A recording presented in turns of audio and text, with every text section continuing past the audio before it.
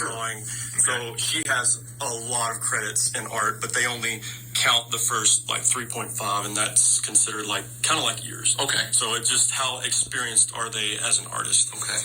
And then they go up against other students who are equally experienced. Yeah. So it makes it a lot more fair. Cool. That also makes it more difficult to get to state because you're talking about 10% of each division. Yeah. So there's a very small number of kids that make it in each division to state. And we had and Kevin's actually made it to state twice now. So wow. That's pretty cool. And we have 3 pieces there from our school. That's amazing. So here's what I'm gonna do. I want you guys to explain these pieces as best you can for our radio audience. And just so you know that you're listening, we're going to take a photo of these and post them on our Facebook page so that you'll have a chance to go look at them. Because look, I'm a singer. I'm a sports dude. Visual art. My wife, my sister-in-law, Jackie's an amazing artist. Now, she could break this stuff down like crazy.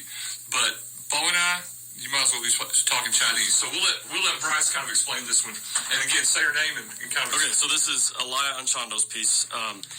She did a piece that's titled Life Support, and it's a pretty large sculpture done on a block of wood, and then she's got a bust of a person in clay that's been glazed white, and then she's got an additional glaze on top of that is a really amazing-looking gold, but you can't really tell in the picture very well, so...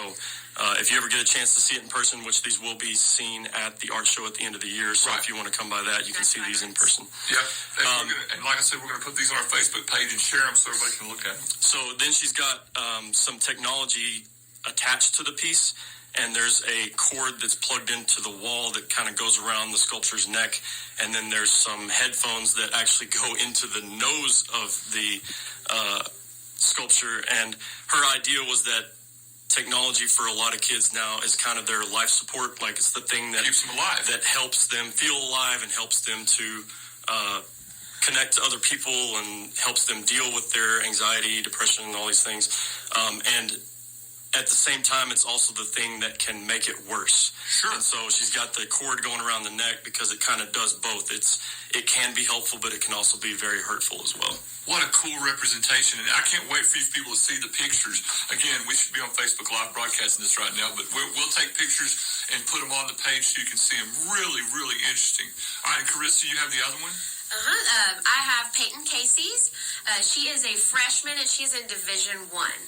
So this is her first year in high school art, and she's done a really amazing job. She's a hard worker, and she's been working on a painting. So she had her mother take a picture of herself, and it's her with a sheet. She put a white sheet over herself, and then she had her mother pour water over her so that the sheet was sticking tight.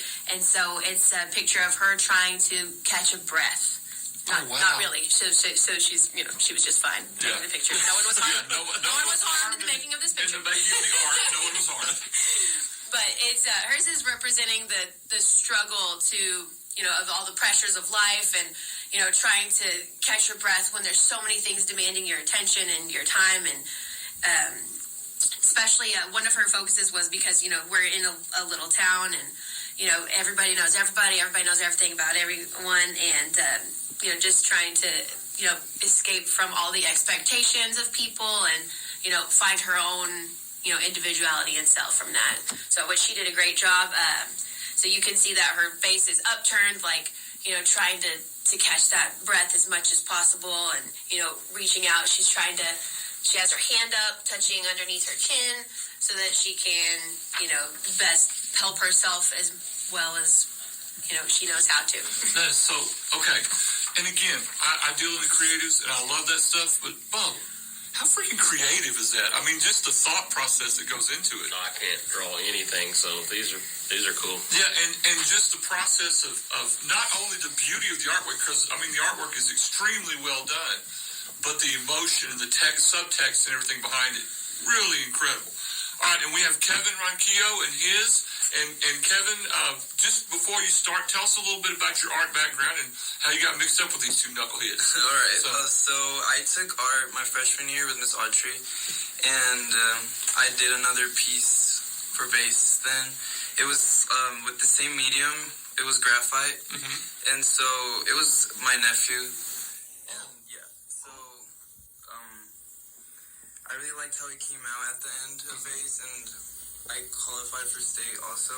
So this year I wanted to make something similar to it, since it's like my strongest Avenue? yes, Sure. which is pencil, yeah. All right, so kind of give us a little description of the one you did this year, because there's interesting color. I mean, I see the eyeglasses, and then there's color coming through the eyeglasses and a face in the background. So, and it's all black and white except for the color coming out. Kind of explain to us what the thought process was with that. So this shows my expression of myself throughout the years of like my hair. Oh, Because I used to like straighten it when I was younger, Right. like in middle school, because I didn't like how it looked. Because I would see all these guys in my school with like straight hair, and I wanted to like kind of have like the same look. Everybody wants what they don't have. That's the way that works. Yeah.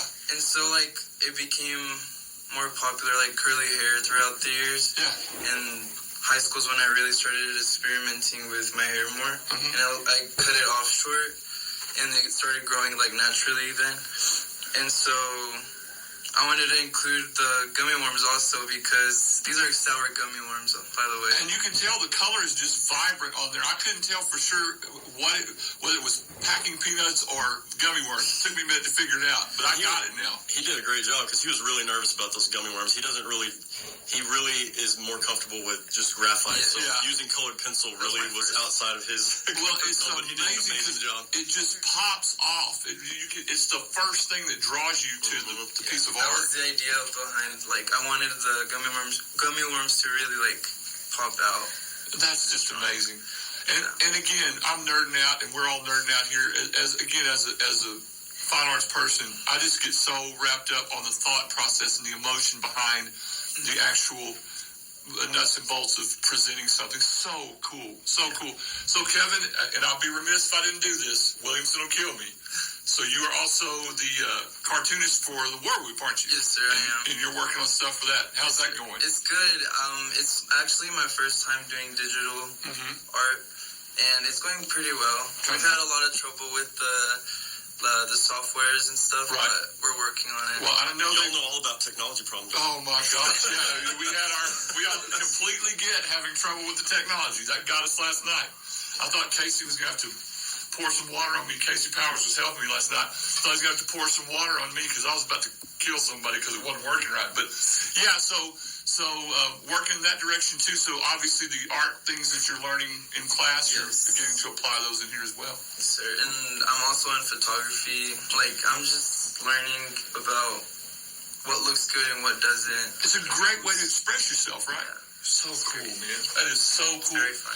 All right, so while we've got another couple minutes to go here, Bryce and Carissa, and either one of you can hit this, kind of explain to us the process of high school art, how you get students, what they do once they get there. If you want to start, Bryce, and we'll go back to Carissa, I'll let you start.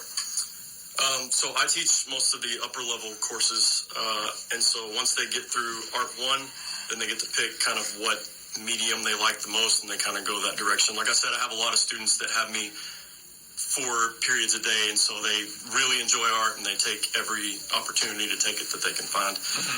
But the way I do it is I kind of structure my lessons very open-ended, where they have a lot of creativity still while they're still learning some type of new technique or media. But I like to leave it open because I want them to be able to have that self-expression, and that's why I think we do really well at VASE, is because I give them a lot of opportunity to kind of explore who they are, Freedom, what sure. they want to do, while also teaching them something along the way. Cool. I really push creativity in my classes because I think that's one of the most important things you can learn, especially in our society now. The more creative you are, the more successful you're going to be once you get out into the world and start trying to do things. So Makes sense. that's at the forefront of every project I do, is I want them to be trying to explore new things and be self-expressive. put things together in ways that other people don't. Sure. So that's amazing. Again, we're talking to Bryce and Carissa Autry as they teach art at the high school here in Seminole, and Kevin Ronquillo, one of their students, is with us as well. So Carissa, explain to us a little bit your process and what you go through with your division of it. All right. Well, I get pretty much everybody. So if you're not in Ben, you come to. I have all the freshmen and all the straight people who couldn't fit that in as a freshman, and so I take everybody and I just give them a little taste of all the different things that you can do in art.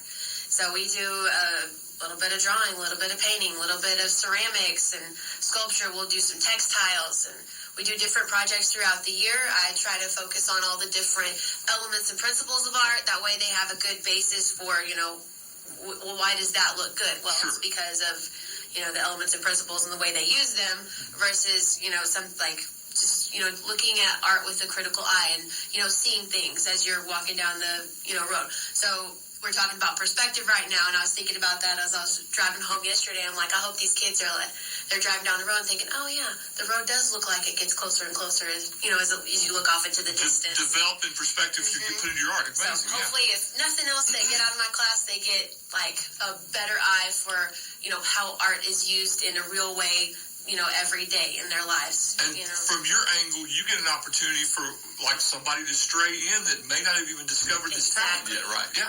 So they think that they can't, and so I, work with them on different skills, and so hopefully, at least by the end of the year, they've created at least one piece of art that they're proud of, and that they're like, hey, this is something I didn't know I could do, and now I can. That is so cool. Well, and again, it's developing a place for folks to express themselves and a place to be.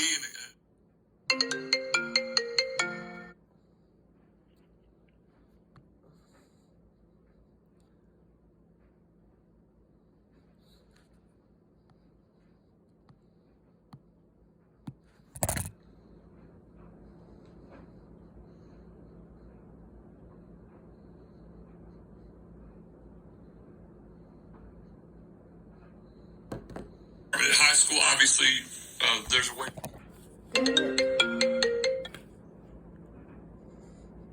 Quite a few things. We always try to be a part of the art walk. Hopefully that will be happening again this year, and we'll have students, and myself and Miss Autry will have artwork in that as well. We have an art club. We've done murals here in town, and we've got some more murals that are planned. We're planning on doing one at the high school. We've got one that's planned out in Seagraves. So we've got those things going on. We have fundraisers occasionally. I think we're planning on trying to have one more fundraiser before the year is up. We take students to First Friday in Lubbock whenever we get a chance, so they can see some artwork firsthand, because we don't, here in Seminole, they don't get a chance to see a lot of art, so we take them over there to do that as often as we can. Get some good food. Yeah, Good food trucks, yes. And the other thing is, if you are interested at all in your student pursuing art from junior high or high school level, or you're interested at all in getting information from that, please call the high school and get in contact with Bryce or Carissa Autry and the art teachers, and we would love to be able to steer definitely. And your students that direction. One thing I want everyone to know is that we constantly get students that are like, I don't want to take art because I can't do art. And I want everybody to know that that's why we're here. The purpose of taking art is to learn how to do it. So if you don't know how to do it or can't do it and you want to, that's what we're looking for. See, and it's so funny that you bring that up. I did the same thing as a choir director. They're like, well, I can't sing. Well, that is my job, is to help you become a better singer. And so that's cool that you bring that. All right, Kevin, if there's one thing that you could tell somebody that's starting out in art or wants to start in art, what would that be, a piece of advice you would give them? It would be that, just do your best, honestly, and hope for, the best of what you do. Don't think negatively of, anything that you do, because you never know how far it's going to take you. Sure. Yeah. Sure. Just to be open to express yourself. Yes. Man, I really appreciate y'all coming in here. Thank you so much. It's Bryce. Thank you for having us. It's been great. Thanks for having us. No problem. It's Bryce and Carissa Autry, who teach art at the high school, and they're displaying their VASE competition works, and then Kevin Ronquillo, and we're going to take pictures of these and post them on our at Seminole TX Radio Facebook page, so you can have an opportunity to look at it. So we'll take a break, and when we come back, the Knuckleheads will be in here and we'll talk sports. You're listening to Hometown Pride on KIKZ and KSEM. If you're looking for a good meal and a